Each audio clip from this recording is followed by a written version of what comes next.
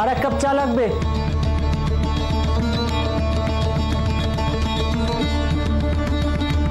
মেজদার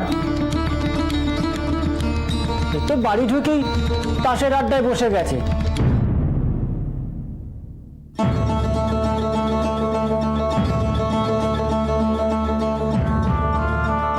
আসর যা জমেছে না, মেজদার মতো পাকা খেলোয়াড়, মানে আজ আসরখানা যে জমবে না। কি হলো, কি কানে গেল না কথাটা? মেজদার চাটা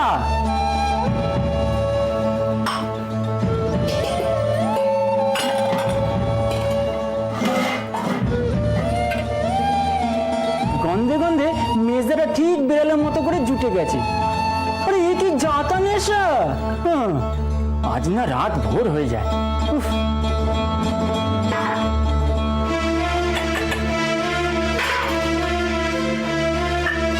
নিয়ে যান।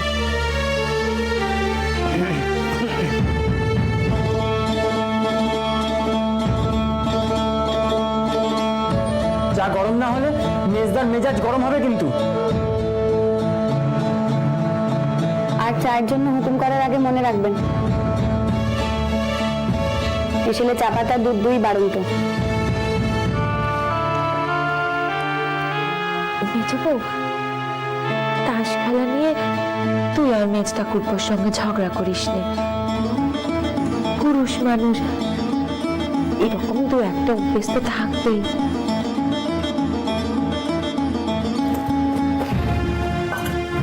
আজ উনুন তুলে ছাইটা রেখে দেবো। কুটু দিদি বলছিল বাসন মাজার ছাই শেষ হয়েছে।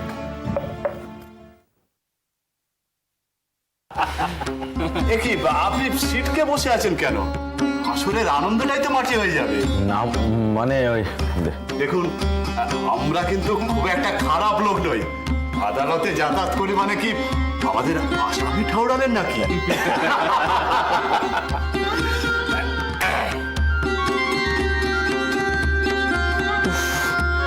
ভালো গেরো হলো তো। মেজবউ, তুই একটু ভাতটা দেখবি যেন ধরে না যায়। আমি একটু যাই, গিয়ে দেখি মেয়ে দুটো কি করছে। অনেকক্ষণ কোনো সারা শব্দ পাচ্ছি না।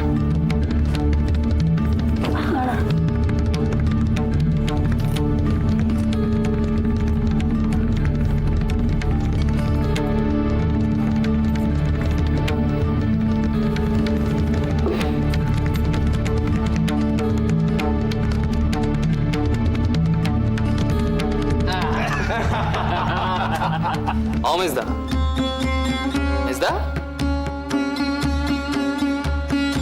বলি কোন ভাবনায় বারবার চলে যাচ্ছে বলো দেখি? ঘরে গিয়ে কপালে কি আছে সেই চিন্তা বুঝি?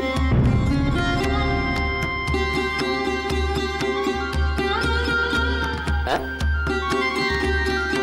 শালা খচ্চর, তোরে জুতিয়ে মুখ ছেড়ে দিতে হয়। হ্যাঁ প্রভাস ভাইয়া, বড় আলটপকা কথা বলে জানো তো তুমি। না, আমি এবার উঠবো, তাছাড়া আমার শরীরটাও খুব একটা জুত নেই। অমেজদা বলি ছোঁয়াচ টোঁয়াচ লেগে তোমার আবার জ্বরজারি হলো না তো? কেন, ঘরে কি কারোর জ্বর হয়েছে নাকি? আর বলবেন না, মেজ বউয়ের তো কদিন প্রচন্ড জ্বর গেল। তা মেজদা মেজ বউয়ের মাথার কাজ ছেড়ে তো নড়েনি একেবারে, নিজের হাতে সেবা শুশ্রূষা করেছে। বাবা, এ তো দেখছি সতী ভক্তপতি। হ্যাঁ, ভালো ভালো, খুব ভালো প্রবোধ বাবু। হ্যাঁ, ওইটাই ঠিক জায়গা। ওই জায়গাটাই যদি ঠিক রাখতে পারেন না, দেখবেন সংসারে রেলগাড়ি কখনোই বেলাইন হচ্ছে না। কি বলো? আসি, কেমন?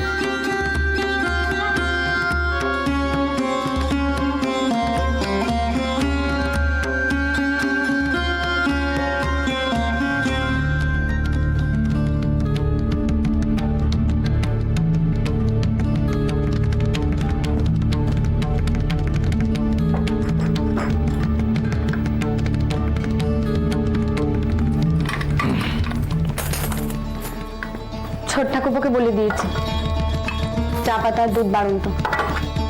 এরপর চা লাগলে কাল সকালে চা হবে না, আজ রাতে টেপি মল্লিকার দুধ জুটবে না। চা পাঠিয়ে দেবো। আমি কিন্তু সেজন্য আসিনি মেজবাবু। ও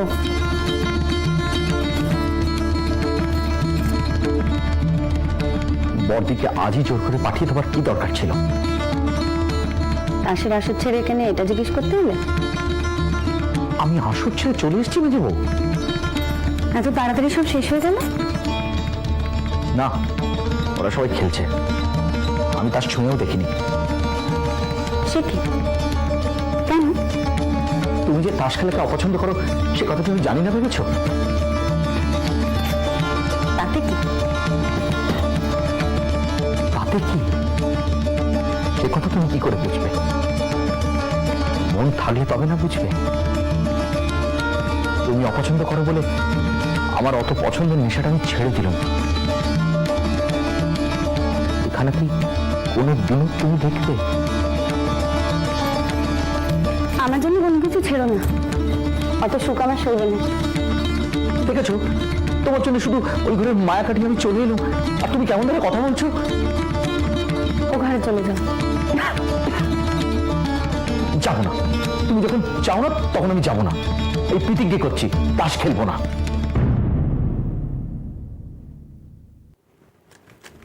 আমি তো তোমাকে দিয়ে পিটিকে করাচ্ছি না। মুখে না বললেও মনে মনে তাই তো চাইছো। কেন নিজেকে কষ্ট দিচ্ছ? দুদিন পরে তো ওই আসরে গিয়ে বসবে, তখন পিটিকি কাটা কচকচ করবে আর মেজে বউকে দুষবে। আমাকে বিশ্বাস করলে না মেজে বউ? এমন করে রসিকতা করলে?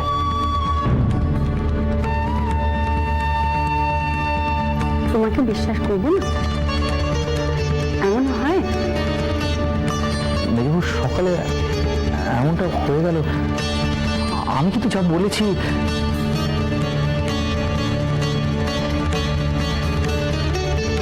দিদিকে আসতে দাও। হ্যাঁ? ও,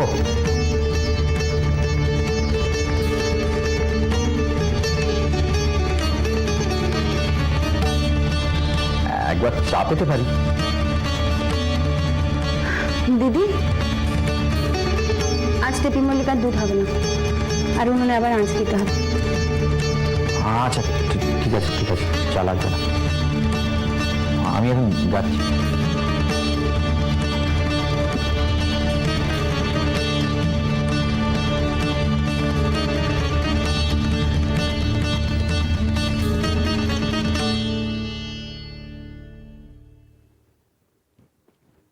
বলতে এসেছিল তাসের আসরে বসেনি।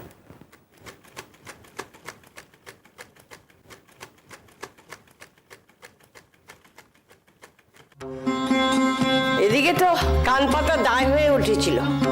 বাড়িতে যা সব চলছে, কেন? তোমার ভাইদের শখ হয়েছে তাস খেলবে, তাসের আড্ডা বসিয়েছিল। এদিকে যে বাড়ির লোকদের প্রাণ রক্ষা করত, সেদিকে তোদের খেয়াল আছে? এই বেবাটা না? বেবাচার আবার কে? পুরো আদালত ঘরের মধ্যে ঢুকিয়ে দিয়েছে। কিছু বলতে যাও লম্বা লম্বা কথা শুনিয়ে দেবে। কাল কুষাণ্ড কি করে যে এদের পেটে ধরেছিল ভগবান জানে। ও ছাড়, ওই বেবার শখ তো এখন নতুন নতুন শখ হয়েছে। দুটো দিন খেলবে, কদিন যা দেখবে সব কমে গেছে। আমার তো মনে হয় না। না না, ও দেখো ঠিক। ও মা, এটা দেখো তো একটু।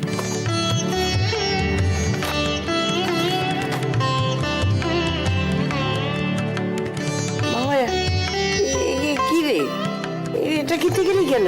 হ্যাঁ, তুমি দেখো শুধু, তোমার তোমার পছন্দ কিনা সেটা দেখো।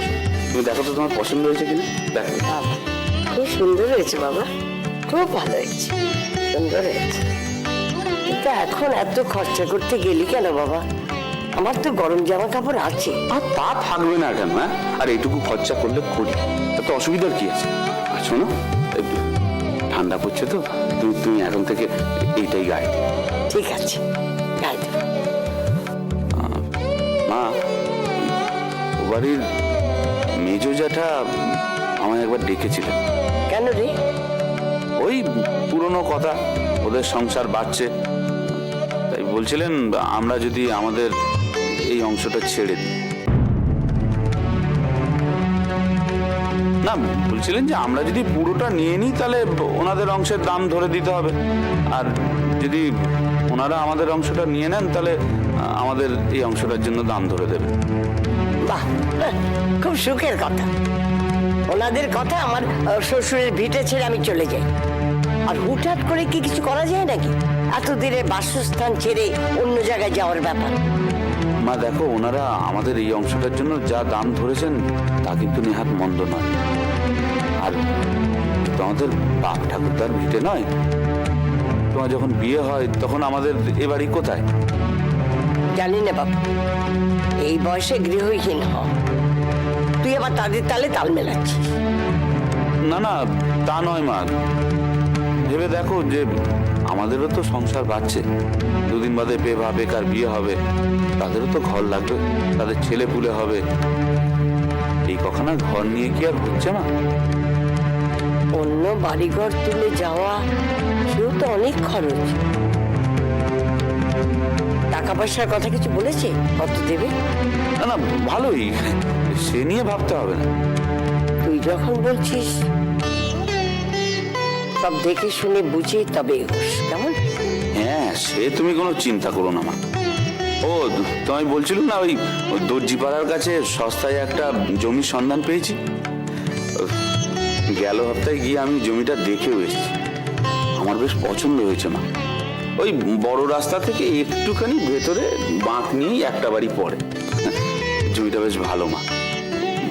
জ্যাঠারা আমাদের এই অংশটার জন্য যে দাম দিচ্ছেন তাতে করে ওখানে জমি কিনে একতলা অবধি হয়ে যায়, ভালো না? যা ভালো বুঝিস কর বাবা, ভাইদের সঙ্গে কথা বল, তাদের মতিগতি তো ঠিক নেই, হাজারো বায়না। তারপর দেখা গেল সব দায় তোর ওপরই পড়েছে। না না, সে আমি ওদের সবার সঙ্গে কথা বলে তবেই কিছু একটা ঠিক করব, আর হাতে বেশ খানিকটা সময় তো এখনো আছে। আর এটাও তো ঠিক মা, যতটুকু প্রয়োজন ততটুকু তো করে দিতেই হবে। যাকে তুমি তাহলে শোও, আমি দেখি মল্লিকাকে পাঠিয়ে দিই। শুভ, মা, আমার একটা স্বাদ আছে। বলো বলো, অমন করে বলছো কেন? বলছিলাম কি যে আমার ছেলে মেয়েদের তো এ বাড়ি থেকে বিয়ে হয়েছে, এভাবে আর বিয়েটাও এখান থেকেই হোক, এটাই আমি চাই।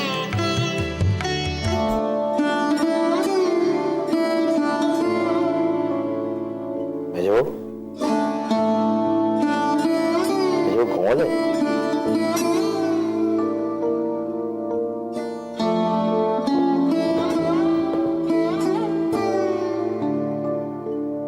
কথা বলছেন মনে হয়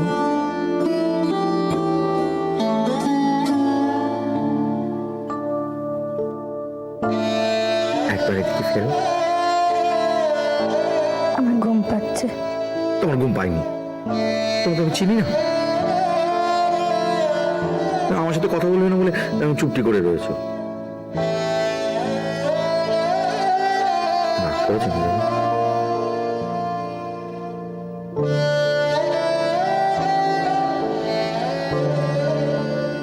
তোমার পরে রাগ করতে যাবো কেন?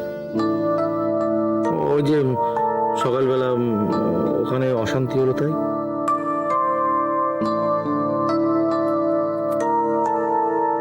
মেজবু, আমার কথাটা একটু শুনবে? সকালে কি হয়েছে আমার কিছু মনে নেই। অমনি বলা হয়ে গেল, কারণ আমার সাথে আর কথা কইবে না। কথা কইবে না তো? কথা কইলাম। মেজবু, সকালের অশান্তির জন্য তুমি আমাকে দোষী ঠাউরালে। কে বল আমি তোমাকে দোষী ঠাউরেছি? সংসারে মেজ বউ থাকতে আর কেউ কখনো দোষী হতে পারে?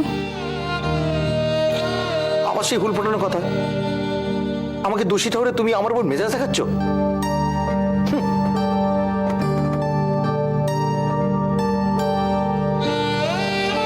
তোমার পরে মেজাজ দেখিয়ে থাকলে ঘাট হচ্ছে। জন্মেছে, মেজাজটা সারা জীবন দেখতে হয়, এ কথা মাঝে মাঝে বিস্মরণ হয়। মাফ করে দিও।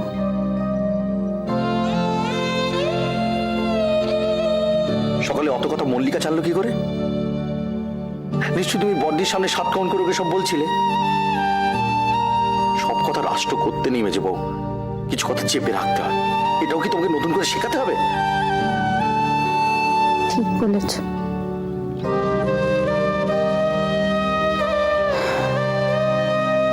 এতকাল হলো এই কথা শেখা হলো না।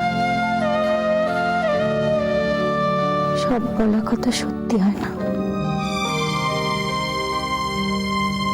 আর সব সত্যি কথা বলার মতো হয় না।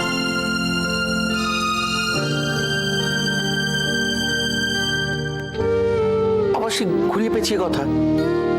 আমি বললাম যে বাচ্চা কাচ্চা হয়ে গেলে সে একটা মতলব করে তোমায় নয় কাশি নিয়ে যাওয়া যাবে।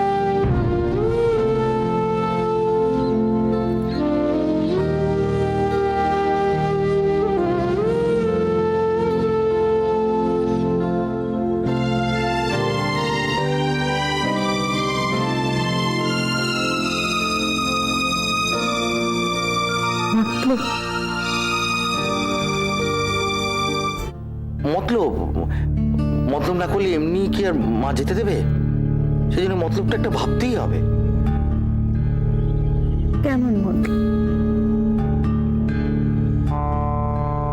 দাদার বিয়েতে নিয়ে যাবার সময় যেমন মতলব ভেবেছিলে তেমন?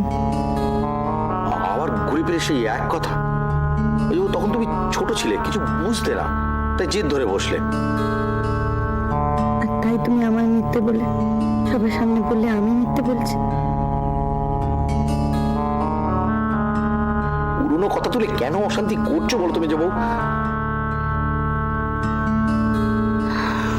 আমি তো কোনো কথা তুলতে চাইনি, তুমি কথা বলছো। আচ্ছা বেশ, তো সকলের সামনে সকালে আমি কি বলতো যে হ্যাঁ আমি মেজে বউকে নিয়ে কাশি যাচ্ছি তার মার কাছে?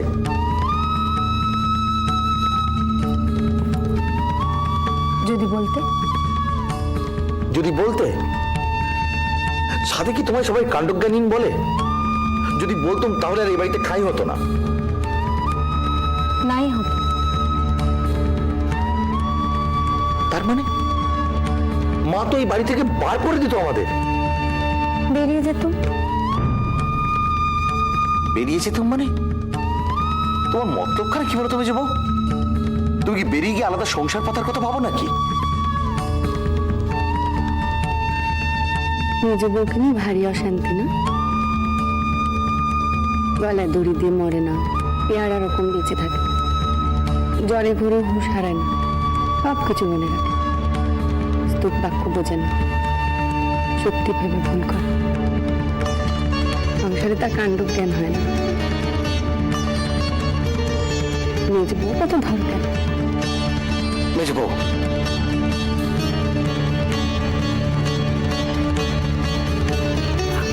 আর জেগে থেকো না, শুয়ে পড়ো।